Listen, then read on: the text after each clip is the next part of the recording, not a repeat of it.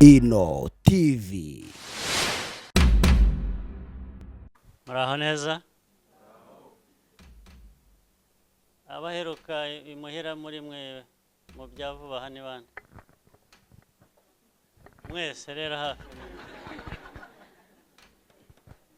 Murataha mukagaruka ni byiza. Byiza ko mudahera mu mahanga mugasura mu rugo. Ariko ndibwira ko ngira ngo ari ugomba kuba yaravuye nyuma yanyu. Nari mbaza ninda musongo mutahe nabo mu rugo.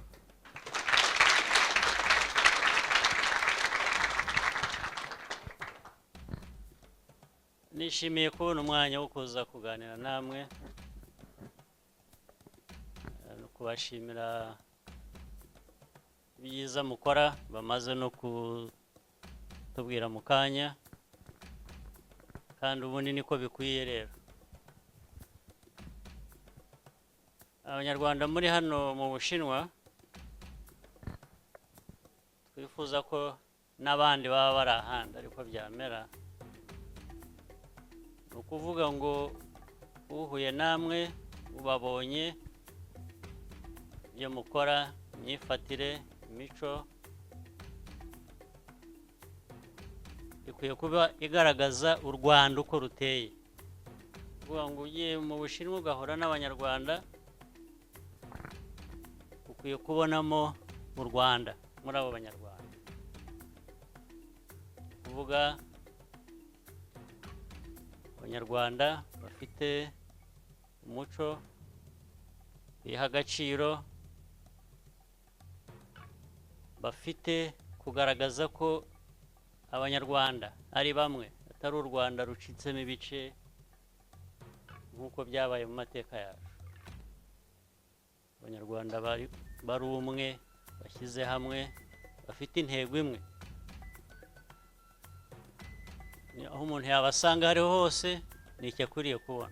Akwiriye kuvuga ati nahuye n'Abanyarwanda, nabonye u Rwanda, nabonye uko u Rwanda ruteye, kubera ko yabibonye muri abo Banyarwanda. Niko tubyifuza kandi ndibwira ko ariko bigomba kuba bimeze. Abanyarwanda rero bari hano mu Bushinwa nanone nk'uko bari n'ahandi bafite impamvu bahari. Bamwe badusobanuriye ko biga, abandi murakora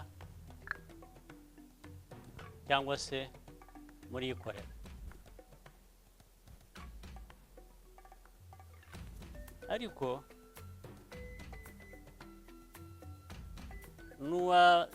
nuwazinaha bakamuha ubuturage bw'inaha, ubundi nzi ko bigomba kuba binagoye. Ariko niyo babuguha, ndifuza ko cya gice cyawe cyo kuba Umunyarwanda gikomeza kikabaho, gikomeza kuranga u Rwanda. Ikindi gice ibyo ntabwo bindeba, birareba abo bandi. Ariko cyane cyane ndareba urwo ruhande rw'Ubunyarwanda. Urwo ruhande icyo ruvuze ni iki? Ni ukuvuga ngo ufitanye igihango n'igihugu cyawe n'u Rwanda. Ibyo ugeraho hano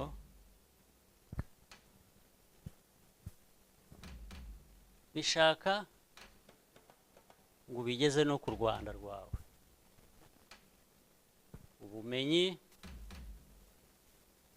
ubukungu wahavana, ibyo ari byo byose ni ibiguteza imbere nk'umuntu ku giti cyawe, ariko bikwiye no guteza imbere n'igihugu cyawe, abandi Banyarwanda, ababyeyi bawe, abavandimwe bawe, abandi bose mufitanye isano. Muri rusange igihugu gikwiye kugira icyo kimarira gikwiye kugira icyo kigezaho.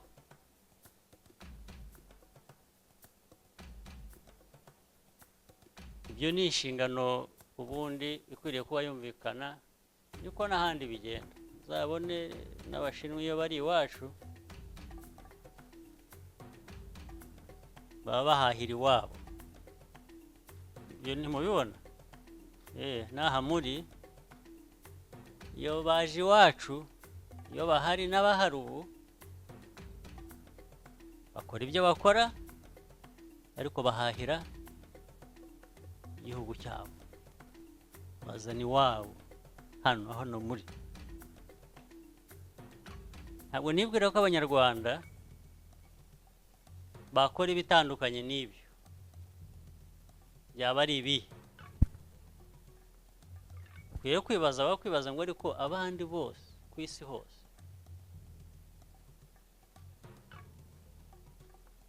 aho baba bava hariho hose, iyo bari mu Rwanda cyangwa iyo bari ahandi, kuki bakora bajyana iwabo? Iyo bakora bajyana iwabo, kuki wowe utajyana iwanyu? Ninde wagisubiza? Ninde wambwira impamvu? Abanyarwanda hari ukundi twagenza kutari uko nk'uko abandi. Ufite ubundi buryo bufite akamaro bimbwira, utari uko aha muri ni nko guhaha. Mwaje guhaha ubumenyi,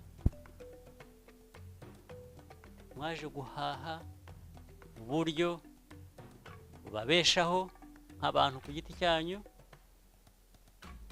Iyo mubayeho neza rero, n'igihugu cyanyu kigomba kubaho neza. Mu kanya bahoze batubwira, bari batubwiye ngo embassy irabafasha, ambasade hano irabafasha cyane, nta n'ibibazo mufite. Nari ntegereje gufata mikoro ngo mbabwire ngo niyo embassy nimwe mukwiriye kuyifasha. Ntabwo gufasha ari inzira imwe gusa. Ambasade ntabwo ari Red Cross, ntabwo kandi namwe ntabwo muri babandi bakeneye imfashanyo nk'iya Red Cross. Red Cross burya nayo ifasha abahuye n'ibiza, bahuye n'ibibazo bidasanzwe. Ntabwo nibwira ko muri abantu bahuye n'ibibazo bidasanzwe. Ntabwo muri impunzi, ntabwo muri abashonji bategereje ko Red Cross embassy iza kubafasha. Oya, muri abanyeshuri, muri abakozi, muri abantu bafite uko bameze. Ibyo ambasade ifasha n'ibyo ikwiriye kubifasha mu nshingano zayo, kubera ko ikorera igihugu cyane. Irabunganira rero ngo mushobore gukora ibyabazanye hano neza, ariko rimwe mwikorera, ntabwo ari ambasade ibibakorera. Ambasade hari uwiza gukorera ikizami mu ishuri. Iyo mwiga ibyo babaza nimwe mu bisubiza. Ujya gukora ikizami ukakikorera, ntabwo ambasade igukorera ikizami.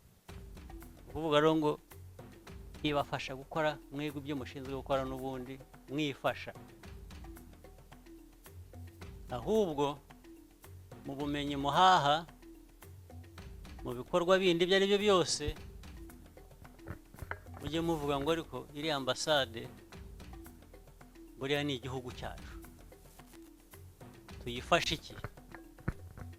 Hari uburyo bwinshi twayifasha tuyibwira ngo ariko murabizi, mukaza hano gakomanga ukabwira ambasaderi cyangwa abandi bakozi ba ambasade, turi kumwe mwari mubizi. Twebwe aho tuba twasanze hari ibintu bishobora kugira u Rwanda akamaro. Ari mu bucuruzwa, mu bicuruzwa, ari mu ishoramari rindi, ari ubumenyi kuvuga ngo ariko ibi ngibi iwacu ntabwo twabisizeyo ntiturabigeraho, ariko twabonye aho biri, twabonye n'uburyo bishobora kugera iwacu. ubwo wakoze akazi k'igitangaza, wakoze akazi keza, wakoze akazi k'umunyarwanda ukunda igihugu cye, ugikorera, utategereje ngo ambasade abariza aho ugukorera. Nanone ibyo byose mvuga mugomba kuba mubizi, aha muba mujye mureba ibyo mubona, si ibyo mwiga mu bitabo musoma n'ibindi, mujye mwiga mureba no hanze, mubibaze mutari ko iki gihugu tubamo cy'Ubushinwa gifite abantu miliyari na 300 y'abantu, babayeho bate, babaho bate kandi bagatera imbere, bishoboka bite? Ukanibaza ndetse ukavuga utari ko se twebwe mu Rwanda miliyoni 11 byatunanira gute kugira ngo dutere imbere? Abantu miliyari 1.3 bashobora gukoresha izo ngufu zabo bakiteza imbere no mu ngorane nyinshi baba bafite zindi cyangwa bahageze mu mateka yabo. Urareba ukavuga uti reba ahantu bageze, amajyambere bafite, ibikorwa remezo, amashuri, tekinoloji, ibintu byose batera imbere, aho bazamutse mu myaka mike, ubu akaba ari igihugu cya kabiri ku isi mu bukungu, kandi cyitwa ngo kiracyatera imbere. Aho bituruka hambere ni ahantu hamwe, ni abantu,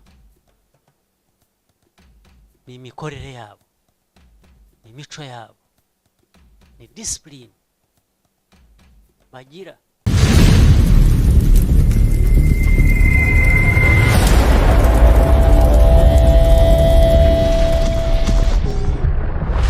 Ino TV. Likinga, kora subscribe, gutya.